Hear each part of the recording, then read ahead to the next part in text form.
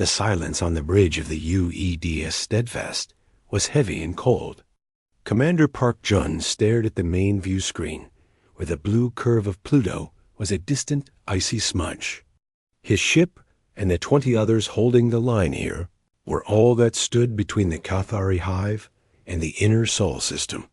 For 50 years, since first contact had gone so violently wrong, humanity had lived behind this border, quarantined by a galaxy that feared their anger.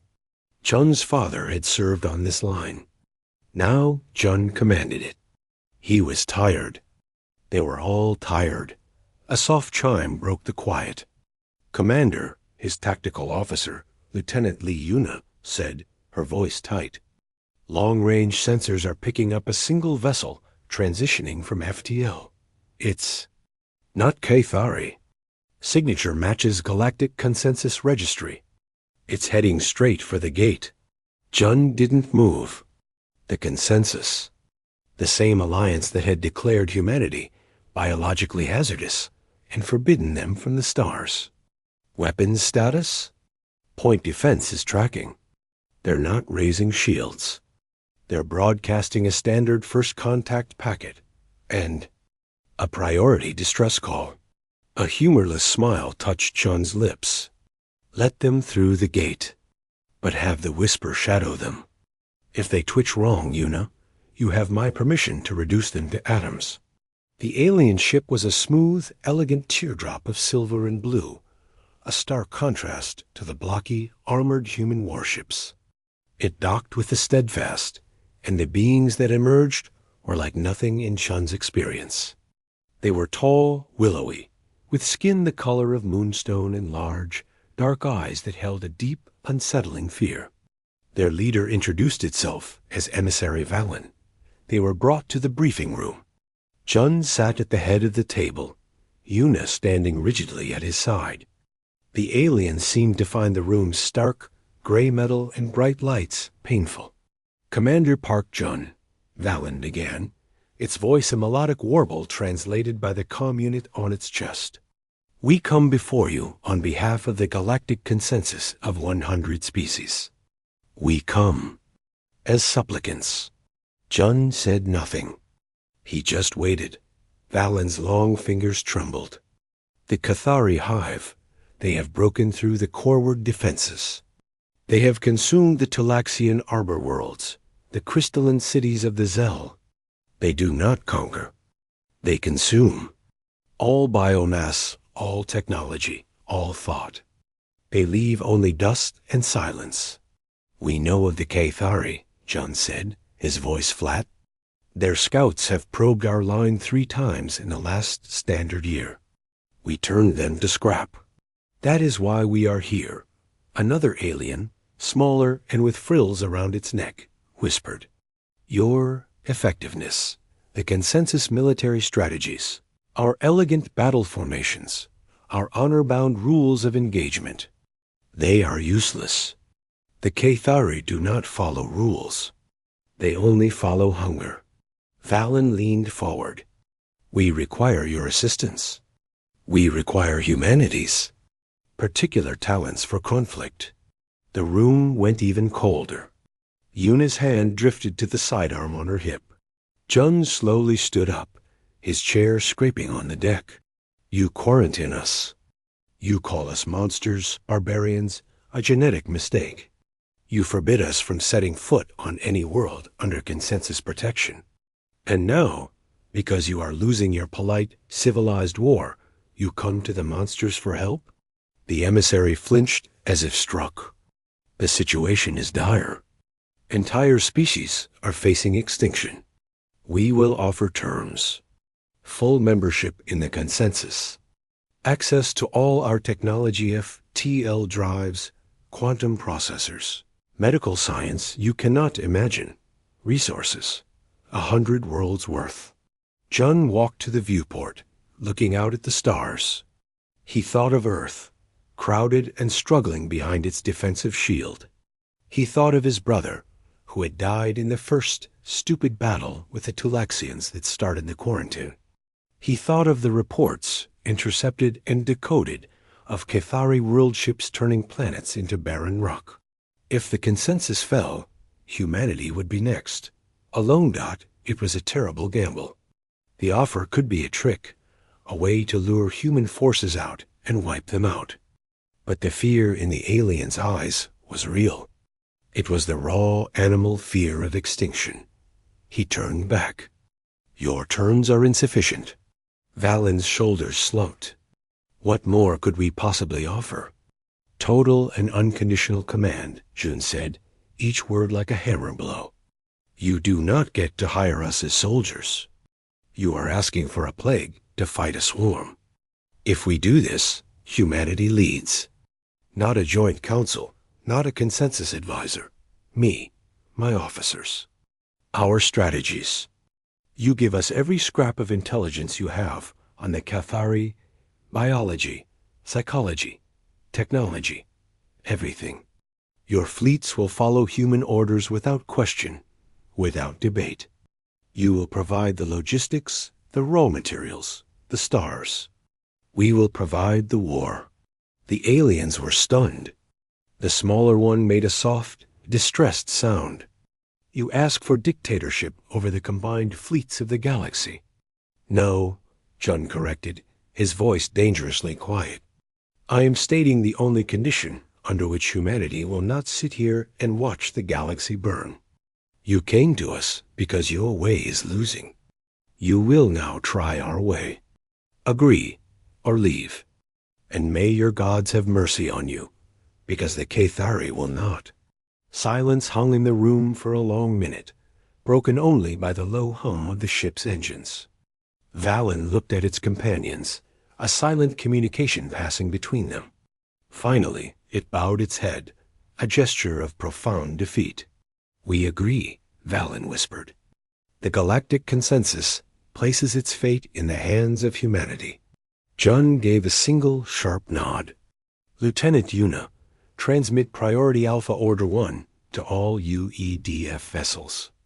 Condition Harvest Storm is now in effect. All ships are to prepare for immediate deployment beyond the Sol border. He looked back at Valen. You have your monsters, emissary. I hope your galaxy is ready for what comes next. We do not fight for glory or honor or your rules. We fight to win. And we have had 50 very quiet years to think about how to do it. As the aliens were led away, shell-shocked, Yuna stepped closer to Jun. Sir, do they have any idea what they've just unleashed? Jun watched the alien ship detach and move away on the viewer. No, Yuna, they don't. They see us as primitive, violent creatures. They think they're getting blunt instruments. A cold, hard light settled in his eyes. We are going to teach them the difference between a club and a scalpel. And our first lesson will be terror. He turned to face the main screen, now filling with the status reports of the waking human fleet. The long, quiet vigil was over. The galaxy had come begging to the cage it built and opened the door. Park Jun intended to walk out and change the shape of the universe forever. The war for survival was over. A new kind of war was about to begin. The Galactic Consensus Command Center was a place of light and quiet thought. Holograms showed clean lines of battle, elegant fleet formations, and calculations of energy shield efficiency. The species gathered there, the Tulaxians with their gentle frills, the Zell with their crystalline forms, watched the main display. It showed the human-led assault on the Cathari forward base in the Helix Nebula. They expected a brutal, direct charge. Human history files spoke of such things. What they saw instead made the air grow cold. The human ships did not form a battle line. They scattered like dust motes in a storm. Small, ugly vessels, all angles and armor plate, vanished from sensors. The consensus admirals murmured in confusion. Then the attacks began, not on the warships guarding the base, on the base itself. A massive asteroid-like structure was a Cathari nursery hive. The consensus had always avoided such targets. It was considered? Uncivilized. Captain Lai Yuna's voice was calm over the command channel. Whisper is in position. Deploying package Echo. Her ship, a stealth corvette, coated in sensor-absorbent material, had slipped past every patrol. It released no missiles. Instead, it sprayed a fine, mist-like cloud toward the hive's main air intakes. The cloud was a biological agent, engineered in human labs from captured Cathari drones. On the view screen, nothing happened for a full minute. The consensus observers shifted, thinking the attack a failure. Then, the hive started to writhe. Tendrils of dark smoke erupted from thence. The precise, orderly movement of Cathari worker drones on the surface became a chaotic scramble. They crashed into each other. They began attacking the warrior drones guarding them. The hive's internal lights flickered and died. Emissary Valen turned to Commander Park Jun, who stood silently watching from the back of the room. What did you do? Jun didn't look away from the screen. We studied your data. The Cathari are a hive mind linked by complex pheromones. A chemical language. Package Echo is a synthesized pheromone. It doesn't say attack or flee. It says. He paused, searching for the word. It says nothing. It is the scent of pure silence. To a mind that only knows the constant song of the hive, silence is madness. On screen, the Cathari warships, now cut off from the hive's directing mind, moved in clumsy, uncoordinated patterns. That's when the human main fleet struck. Not with the bright plasma bolts of consensus ships, but with kinetic rods, simple lumps of tungsten accelerated to a fraction of light speed.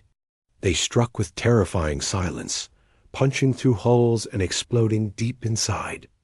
It was crude, brutal, and horrifyingly effective.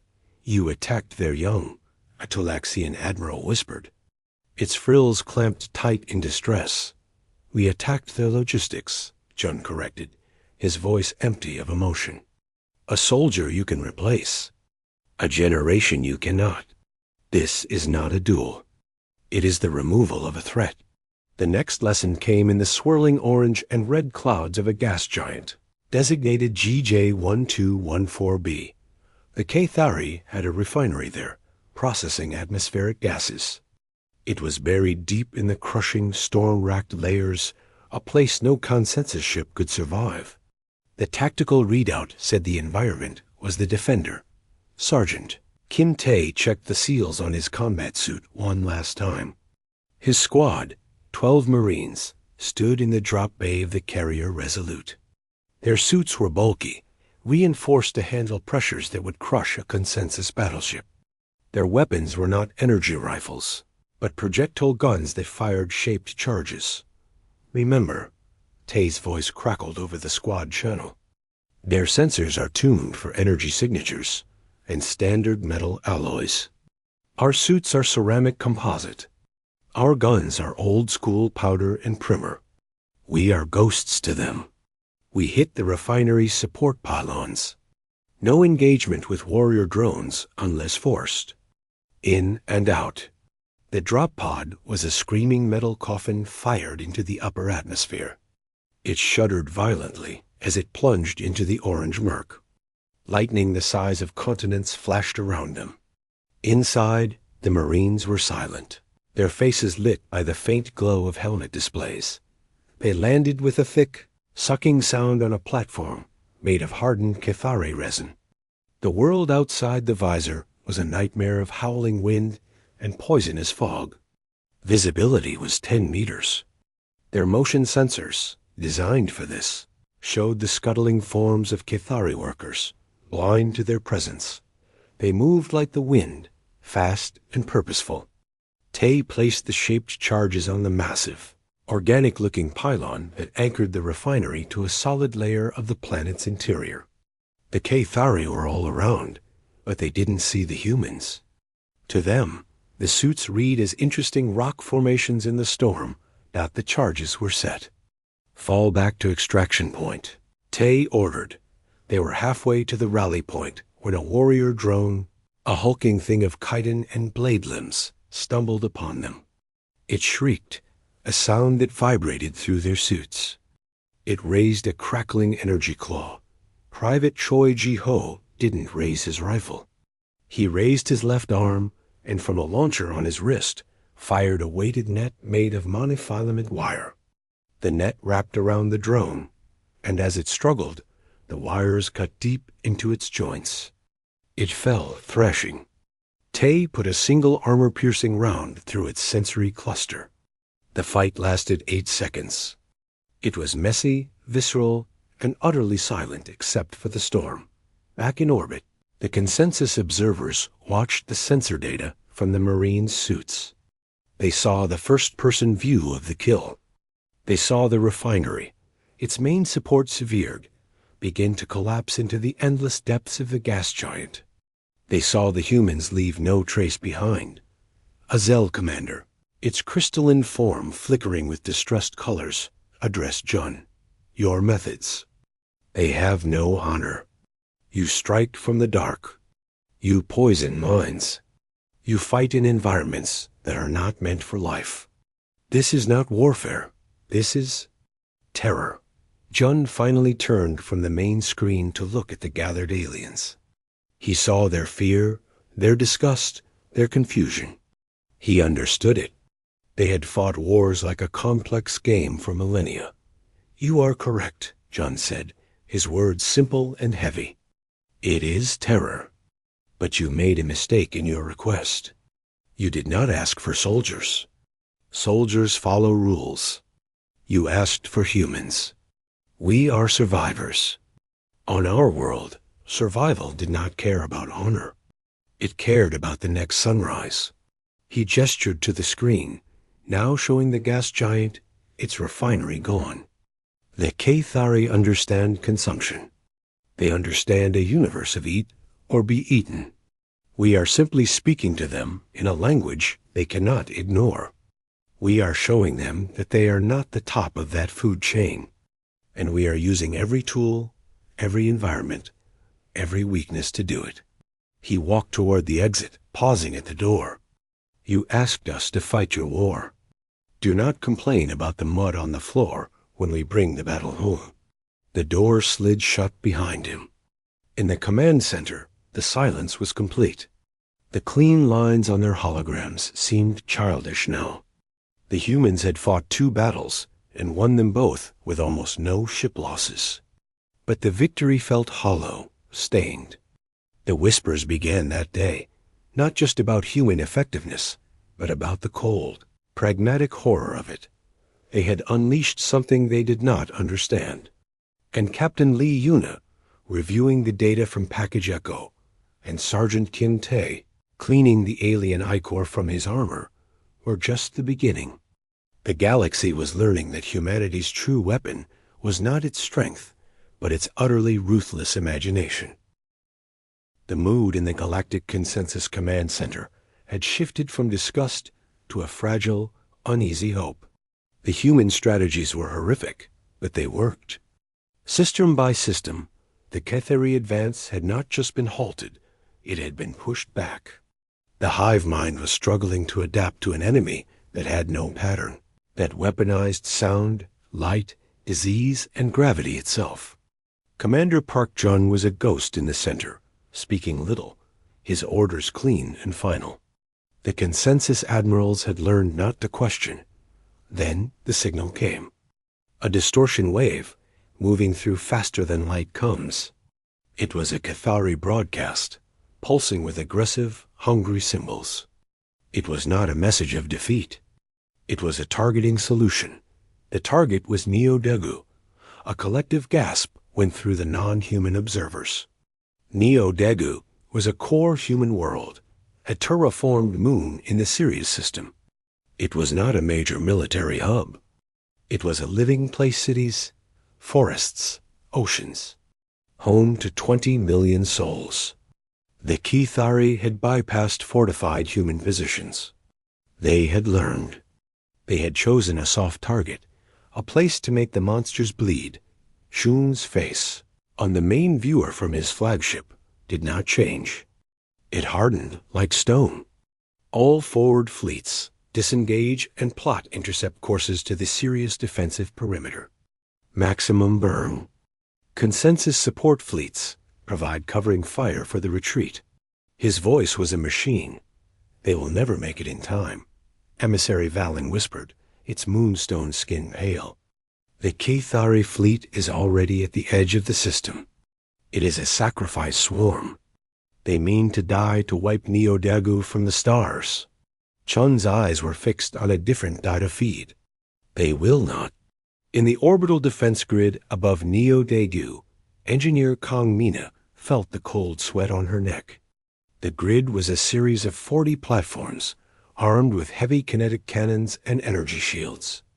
Powerful, but designed to stop raiders, not an armada. Sirens wailed through the metal corridors.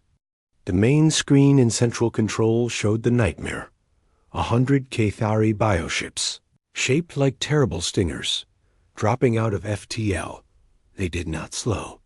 They came on, a wave of living ships ready to smash against the planet's defenses. Shields at maximum. A technician yelled. Weapons online. They're entering engagement range. The space above Neo Dagu lit up. Kinetic rounds tore into the lead ships. Plasma fire from the platforms seared through chitinous hulls. Cathari ships exploded in silent, green flashes. But there were too many. They did not fire back at the platforms. They simply flew into them. A world ship, burning and broken, rammed Platform 7. The screen for that platform went dark. Mina's fingers flew over her console. She was in charge of power distribution. The grid was fed by a network of orbital solar collectors and fusion reactors. The shields were draining power faster than it could be replaced. Another platform died, then a third. The Cathari were absorbing the losses with silent, terrifying purpose. A new alarm screamed. Reactor 3 on Platform 12 is critical. It's going to breach. Platform 12 was the linchpin. It housed the primary shield generator for the planet's northern hemisphere. If it fell, the city of New Guangzhou, directly below, would be exposed to the debris, and any remaining ships. Mina pulled up the schematic. The only way to stabilize Reactor 3 was to reroute power from the non-essential systems on our own platform, Platform 5, life support, artificial gravity, and most critically, the secondary shields for their own station. The commander of the grid, an old man named Owens, appeared on her comb. Mina, we need that reroute now. Do it. She knew what it meant. Platform 5 housed 200 personnel. Without secondary shields, a single piece of debris or a stray energy bolt would kill them all. Without life support, they would suffocate in minutes once primary power was diverted. She looked at the faces around her in central control. Young men and women, some no older than her little brother who lived in New Guangzhou. She saw the same understanding in their eyes. They watched the main screen, where Cathari ships were now breaking through, beginning their final dive toward the blue and green world below. Mina's hands did not shake. She typed the command sequence. Her authorization code flashed on the screen. Rerouting all non-essential power from Platform 5 to Platform 12. Diverting primary life support and secondary shield energy to the main grid capacitor. A hush fell over the control room. The lights dimmed. The constant hum of the air recyclers died, leaving an eerie silence. The only sound was the beeping of consoles and the distant thump of impacts as debris hit their now unshielded hull. On the main viewer, the faltering shield over New Guangzhou solidified, glowing a bright, defiant blue. The last kinetic cannons of Platform 12, now powered by the stolen energy from Mina's own station, fired a final, perfectly coordinated volley. They struck the lead Cathari descent ship, causing a chain reaction that tore through a dozen others. The immediate threat to the city was shattered, but Platform 5 was dying. Alerts flashed. Hull breach in Sector 4. Atmosphere venting. Mina felt the station shudder. Someone was crying softly. She opened a channel to Commander Owens on Platform 12. The power is stable. Do your job. She then opened a fleet-wide channel, the one every human and consensus ship could hear. Her voice was clear and calm, a stark contrast to the chaos. This is Engineer Kong Mina, Platform 5, Neo-Dugu Orbital Grid. Reactor 3 is stable. The shield over New Guangzhou is holding. Platform 5 is compromised. Tell my family I love them. Tell them we held the line. She didn't say goodbye. The channel stayed open. The sounds from Platform 5 flooded the fleet comms, the shriek of tearing metal, the hiss of escaping air, the quiet, determined voices of her crew trying to seal doors until the very end. Then, a massive impact. A sound like the world ending. Then static dot in the command center on Chun's flagship and across the galaxy. Every being listened to that static. Chun's stone mask finally cracked. A single muscle twitched in his jaw. On the main viewer, the human fleet finally arrived, tearing into the remaining Cathari with a fury that was raw and personal. The battle was won. Neo-Daeju was saved, scarred, but alive. 20 million people lived, but 200 had chosen to die. Not in a fiery blast, but in the cold, slow dark of space, buying seconds with their breath. The consensus observers were silent, overcome with a grief they didn't know how to process. This was not the terror of Package Echo or the gas giant ambush. This was different. This was a species that could engineer nightmares, but could also make a choice like Kang Mina's. It was more frightening than any weapon. Chun closed the channel on the static. He looked at the faces of his own crew, saw the fury and the pain in their eyes. He opened a new channel to every human ship. You heard her, he said, his voice low and rough like grinding stone. They made us bleed. They made one of us choose which of our children to save. Remember that sound. Remember the static. That is the price. Now we show them the bill. The human fleet did not return to base. It regrouped. And from every ship, a new unified signal began to broadcast, not on tactical channels, but on open frequencies aimed at the last known locations of the Cathari hive. It was not a message of victory. It was the last 30 seconds of audio from Kong Mina's open channel, the tearing metal, the hissing air, the final deafening impact, looped over and over. A song for the hive to hear. The war had changed. It was no longer about survival, or even victory. It was about vengeance. And the galaxy, hearing that terrible looping broadcast, understood that humanity's true horror was not its capacity for violence, but its capacity for a love so fierce it would echo through the void as a promise of absolute, utter ruin.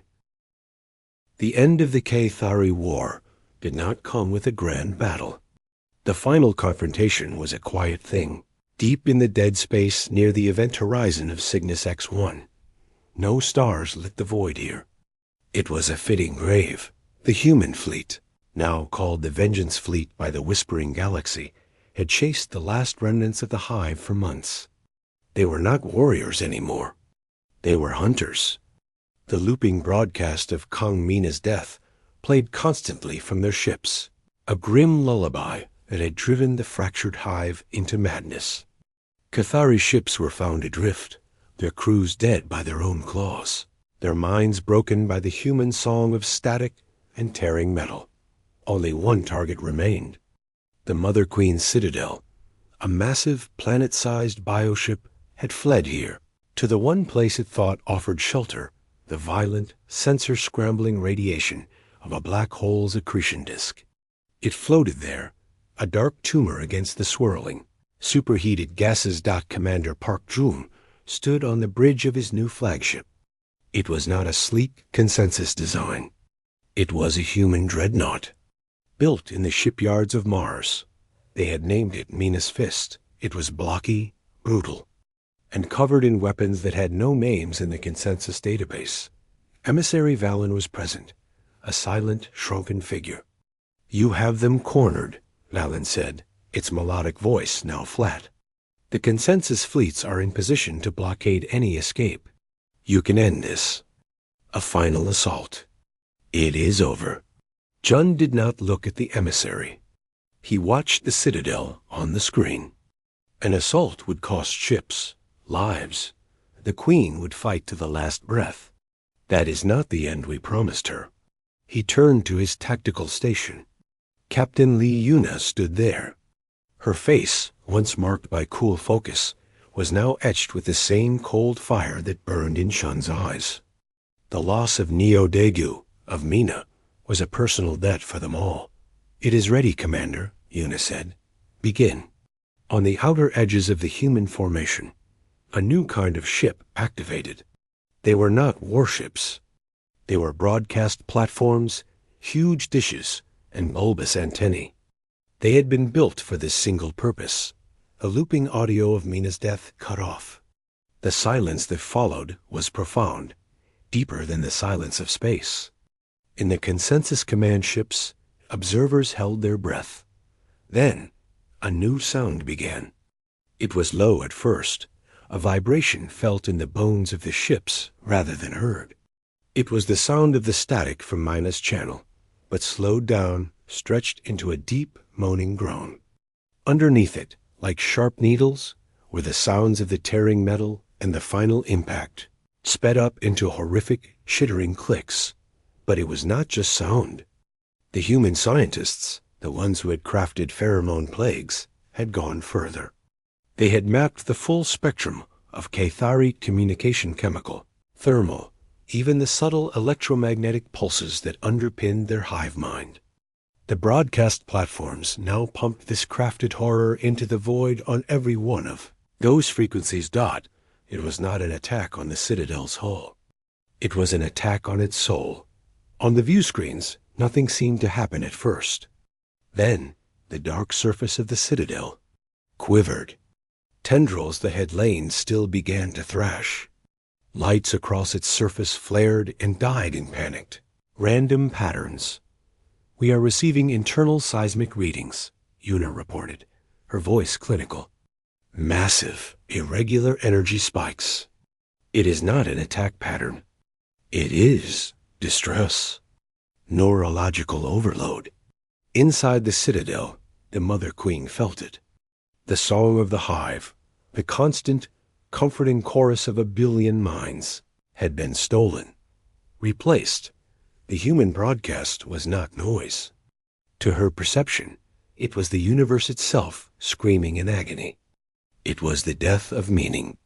It was the cold, empty truth that there was no song, only the hiss of escaping air before the end.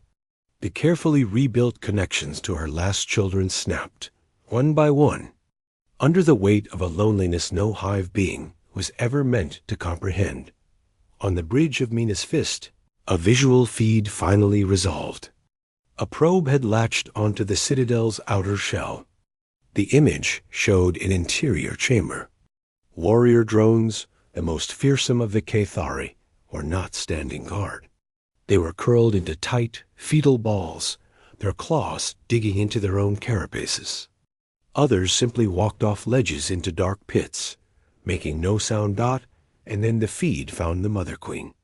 She was immense, a pulsating, pale form in a chamber of dark resin. Her multiple eyes, each once controlling a fleet, were wide and unseeing. Her great mandibles, which had issued the order to consume worlds, opened and closed silently. She was trembling. A deep, painful crack appeared along her main cranial plate. It was not a physical wound from a weapon. It was a mind breaking under a truth it could not bear. The understanding of absolute, meaningless end. The broadcast continued. The human fleet did not move. They did not fire a single shot. They just watched, silent sentinels in the dark. After 6 hours, the internal energy spikes from the Citadel faded. All movement on its surface ceased. Its systems went dark. It was no longer a ship. It was a corpse. All hive mind signatures have terminated, Yuna announced. The coldness in her voice did not hide the finality. The Cathari hive is extinct. In the consensus command ships, there was no cheer. The relief was drowned in a deep, freezing dread. They had witnessed a genocide of the mind. The humans had not just killed the last of their enemy. They had unmade them. They had weaponized despair and played it like a symphony until the last note died. Emissary Valen looked at Jun, its large dark eyes filled with a terror greater than any it had felt for the Cathari. "What have you done?" It whispered. Jun finally turned from the screen, the image of the dead queen reflected in his eyes. "We finished it. You asked us to win. We won." He walked past Valen toward the exit. "Recall the fleet. The war is over." The Vengeance fleet turned as one, leaving the silent tomb of the Citadel to be slowly pulled apart by the gravity of the black hole. They did not look back. The Galactic Consensus called an emergency assembly. They spoke of reconstruction, of memorials, of a new era of peace. But the words were hollow. The human delegation, led by a weary Commander Jun, attended but said little. When offered a seat at the head of the new Security Council, Jun declined. As the humans filed out of the great assembly chamber, the usual murmur of 100 species did not resume. A thick, watchful silence followed them. A young Tulaxian diplomat, its frills clamped tight, accidentally dropped a data crystal. The sharp clatter on the floor made every being in the room jump, their eyes darting to the retreating human backs. The lesson was learned. The trauma was etched into the stars themselves. The Cathari were gone, but the galaxy had a new permanent shadow. The beings of the consensus looked at each other, and in their silent glances, the same thought passed. A promise, a warning, a prayer. Never again. Never challenge them. Never make them sing that song. The war was over, but the whispering had just begun. 43 standard cycles after the silence fell at Cygnus X1, the Galactic Consensus Hall gleamed under the light of 100 artificial suns. It was a place of breathtaking beauty, a symbol of unity and peace. Today, a new Terran Republic ambassador was presenting his credentials. Ambassador Choi. Jiho was a slight man with gentle hands and a soft voice. He loved growing things. In his quarters on the diplomatic transport, he had a small, sealed terrarium containing a cutting from a Neo-Dagu sunrise vine, its purple leaves slowly unfurling.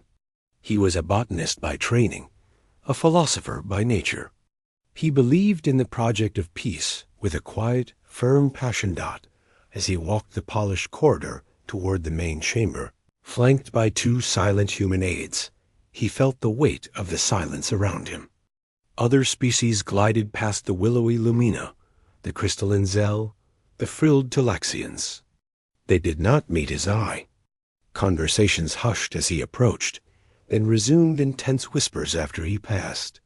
It was not hostility. It was something deeper, more instinctual. The presentation ceremony was formal and brief. Jiho spoke eloquently of shared futures, cultural exchange, and mutual prosperity. His words were simple, clear, and kind. He offered open trade in human agricultural technologies that could help rehabilitate worlds scarred by the Cathari. He spoke of art and music and the desire to understand. The assembled dignitaries listened. They nodded. They gave polite, pre-programmed applause. Their faces were masks of diplomatic calm.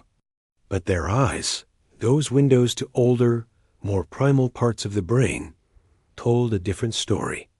When Jiho stepped down from the podium and moved to mingle, a subtle space opened around him, as if he were surrounded by an invisible field.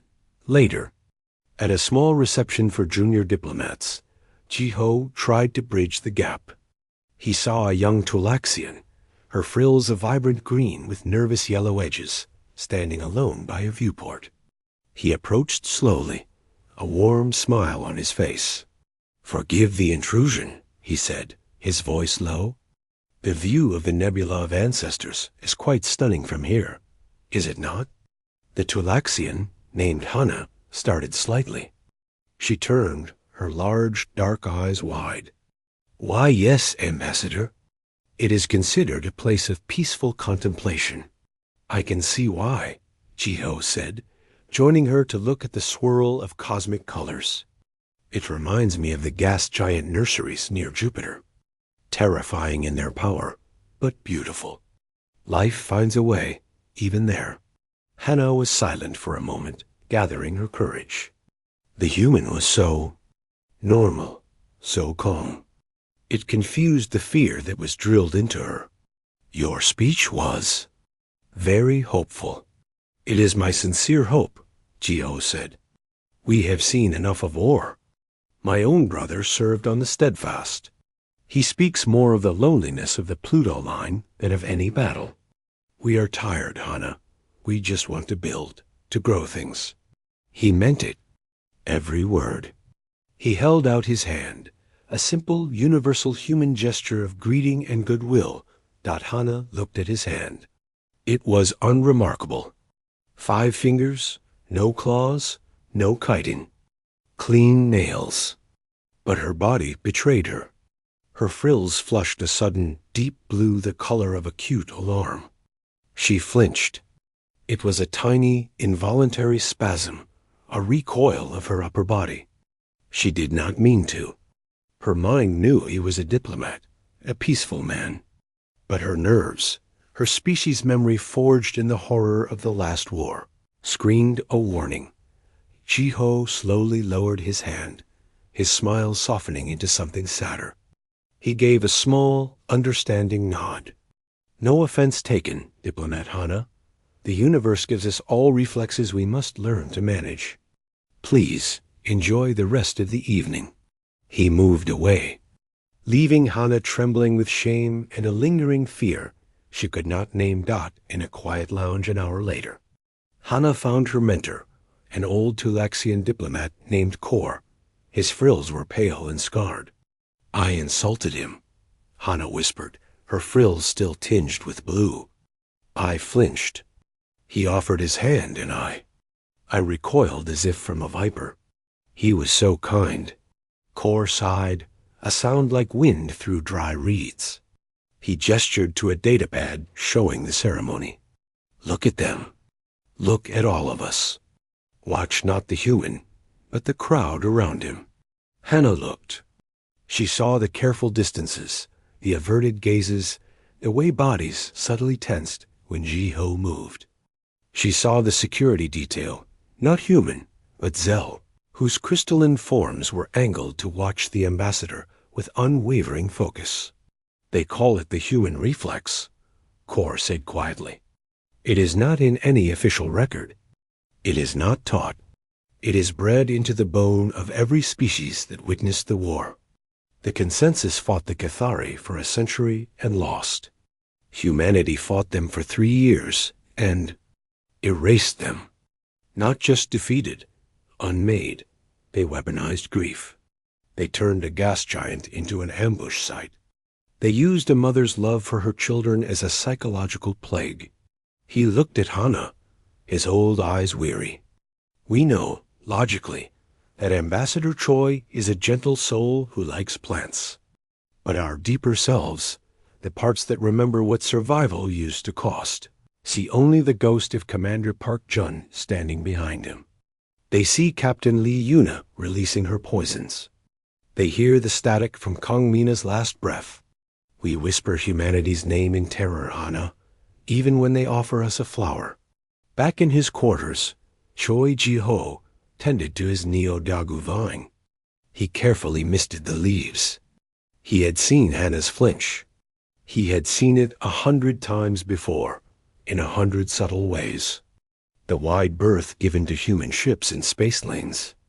The slightly too quick agreements in trade talks. the silence that fell when a human entered a room.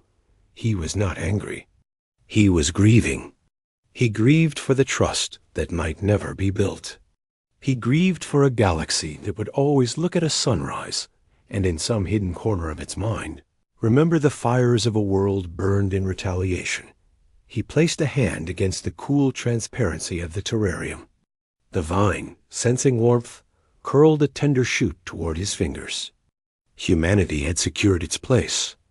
They had saved the galaxy from consumption. They had proven they would do anything, sacrifice anything, to ensure their survival. The victory was absolute. The peace was real, but the cost, Jiho knew, was eternal. The shadow they had cast was longer than any star's light. They were the monsters who had slain bigger monsters, and in the story of the universe, that is all they might ever be. The war was over, but its echo lived on in a flinch, in a whisper, in the silent, watchful space that followed his every step. They were safe. They were alone, and the galaxy would never, ever forget their name.